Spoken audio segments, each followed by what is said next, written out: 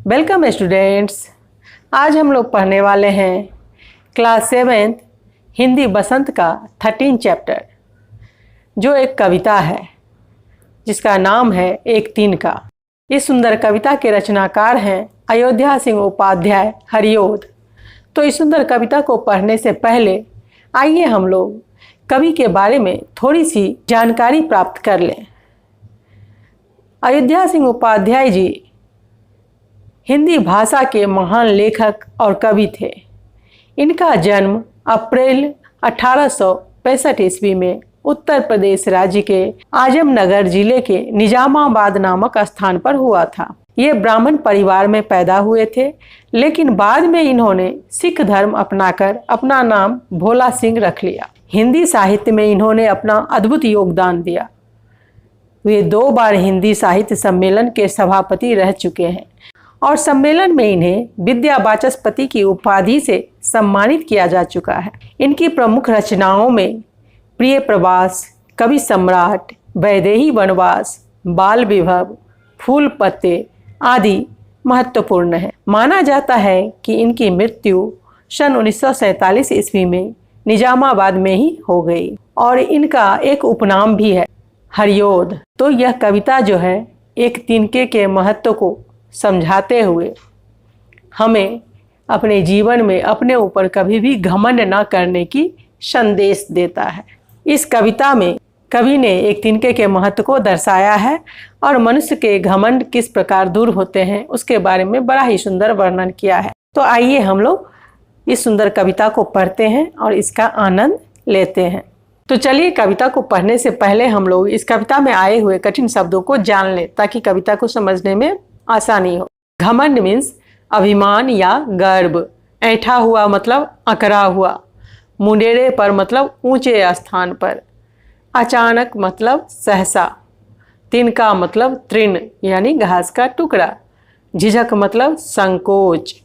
बेचैन मतलब अशांत या परेशान। दुखना मतलब दर्द होना या पीड़ा होना। मुठ मतलब कपड़े का गोला बनाकर। ढब मीन्स तरीका। यों मतलब ऐसे। ताना मतलब उल्हाना। तो चलिए अब हम लोग शुरू करते हैं इस सुंदर कविता को।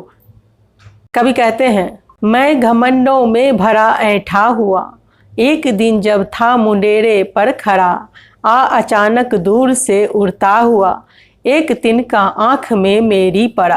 प्रस्तुत पंक्तियों में कविवर अयोध्या सिंह उपाध्याय जी कहते हैं कि एक दिन मैं यानी कवि अपने घर की मुंडेरे पर घमंड में भरे हुए खड़े थे। उन्हें अपने ऊपर बहुत घमंड था। तभी अचानक उनकी आंखों में कहीं से उड़कर एक तिनका आ गिरता है। आगे कवि कहते हैं, मैं झिझक उठा हुआ बेचैन सा, लाल होकर आंख भी दुखने लगी, मूठ देने लोग कपड़े की लगे, ऐंठ बेचारी दबे पांवों भगी। प्रस्तुत पंक्तियों में कवि कहते हैं, तिनका के आंख में गिर जाने के बाद उनकी हालत बहुत खराब हो जाती है। आंख में तिनका चले जाने से उन्हें बड़ी ही बेचैनी होने लगती है। उनकी आंखें लाल हो जाती हैं और दुखने लगती है।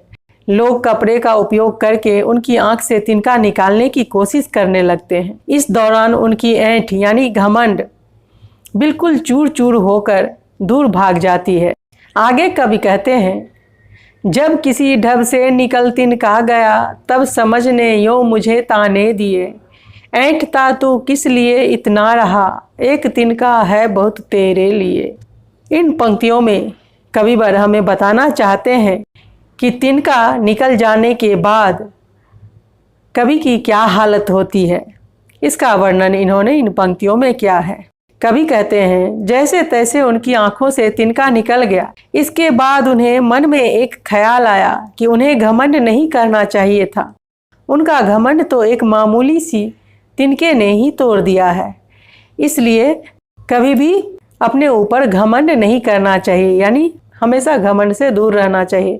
इस प्रकार कवि कहते हैं कि इंसान चाहे कितना भी सफल हो जाए, कितनी भी ऊंचाइयों पर चला जाए, लेकिन उसे कभी भी अपने ऊपर घमंड नहीं करना चाहिए, क्योंकि घमंड एक न एक दिन चूर हो ही जाता है। तो इस प्रकार इस कविता का सारांश ये निकलता है कि एक तिनका कविता में कवि हरिओत जी ने हमें घमंड ना करने की प्रेरणा दी है। इस कविता के अनुसार एक दिन कवि बड़े घमंड के साथ अपने घर की मुंडेर पर खड़े थे। तभी उनकी आंख में एक तिनका कहीं से उड़कर आया और उनकी आंख में चला गया। उनकी आंखों में दर्द होने लगता है, आंखें लाल हो जाती है। फिर बहुत प्रयास करके जैसे तैसे करके तिनका उनकी आंख से निकल जाता है। तिनके के निकलने के साथ ही कवि के मन से घमंड भी निकल जाता है। उन्हें यह एहसास होता है कि कभी भी अपने ऊपर घमंड नहीं करना चाहिए, क्योंकि इंसान चाहे कितना भी बड़ा हो जाए, शक्तिशाली हो, चाहे कितने ही ऊंचे पद पर हो, लेकिन उसका घमंड एक न एक दिन एक छोटी सी चीज़ से भी टूट ही जाता है। जैसे कि कवि के आंख में एक तिनका पड़ने से उनका घमंड चकनाचूर हो गया। इसलिए हमें हमेशा सादा जीवन, सरल जीवन जीने का प्रयास करना चाहिए और अपने ऊपर कभी भी घमंड नहीं करना चाहिए, क्योंकि घमंड करने वाले का एक न एक दिन घमंड चूर हो ही जाता है।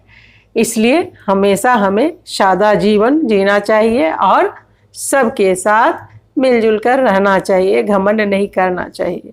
तो उम्मीद है यह कविता आपको बहुत पसंद आई होगी और यह कविता आपके लिए बहुत ही उपयोगी है, क्योंकि इससे एग्जाम में बहुत सारे प्रश्न पूछे जाते हैं। अगर आपको यह वीडियो अच्छी लगी है तो फिर इसे लाइक कर दें, अपने दोस्तों के साथ इसे ज़्यादा से ज़्यादा शेयर करें। अगर आप इस चैनल पर नए हैं तो इस चैनल को सब्सक्राइब करके बेल आइकन को प्रेस कर दें, ताकि आने वाली सभी वीडियोज़ की नोटिफिकेशन आपको सबसे पहले मिले। हमारे साथ बने रहने के लिए आपका बहुत बहुत धन्यवाद। Thanks for watching.